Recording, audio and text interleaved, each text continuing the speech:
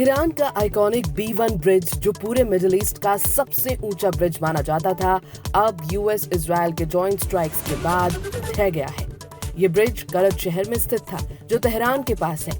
यह हमला ऐसे समय में हुआ है जब यूएस प्रेसिडेंट डोनाल्ड ट्रंप पहले से ही ईरान को स्टोन एज में वापस भेजने की चेतावनी दे चुके थे।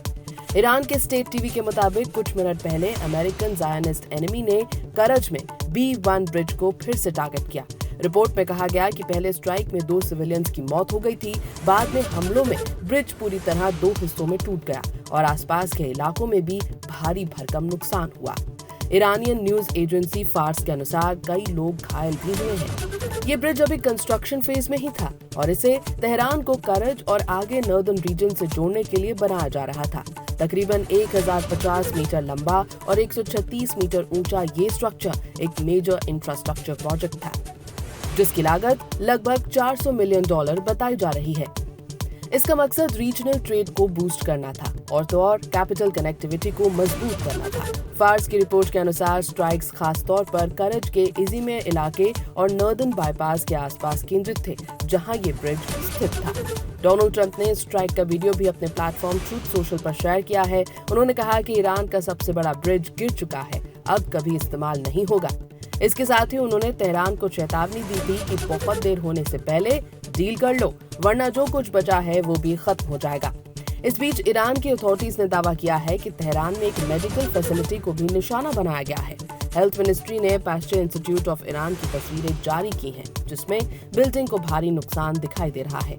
ये इंस्टीट्यूट तकरीबन 100 साल पुराना रिसर्च सेंटर है, जो हेल्थ और साइंस के क्षेत्र में अहम भूमिका निभाता रहा है। दिन में पहले ट्रंप ने यूएस इजराइल मिलिट्री कैंपेन को लेकर जीत का दावा भी किया था। उन्होंने कहा था कि ईरान की मिलिट्री कैपेबिलिटीज को काफी हद तक डिस्ट्रॉय कर दिया गया है और जल्द ही मिशन कंप्लीट हो जाएगा। उनके मुताबिक यूएस अपने कोर स्ट्रेटेजिक ऑब्जेक्टिव्स को हासिल करने के करीब पहुंच चुका है।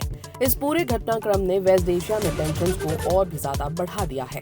इंफ्रास्ट्रक्चर टारगेट्स पर हमले, सिविलियन कैजुअलिटीज और लगातार मिलिट्री एस्केलेशन इस बात का संकेत है कि कॉन्फ्लिक्ट अभी और लंबा खिंच सकता है।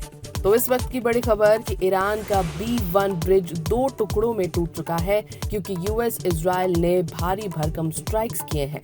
ये ब्रिज अभी कंस्ट्रक्शन फेज में था, लेकिन मिडिल ईस्ट का सबसे ऊंचा ब्रिज अब 2 हिस्सों में टूट चुका है। इस बीच ईरान की अथॉरिटीज ने दावा किया है कि तेहरान में एक मेडिकल फैसिलिटी को भी निशाना बनाया गया है।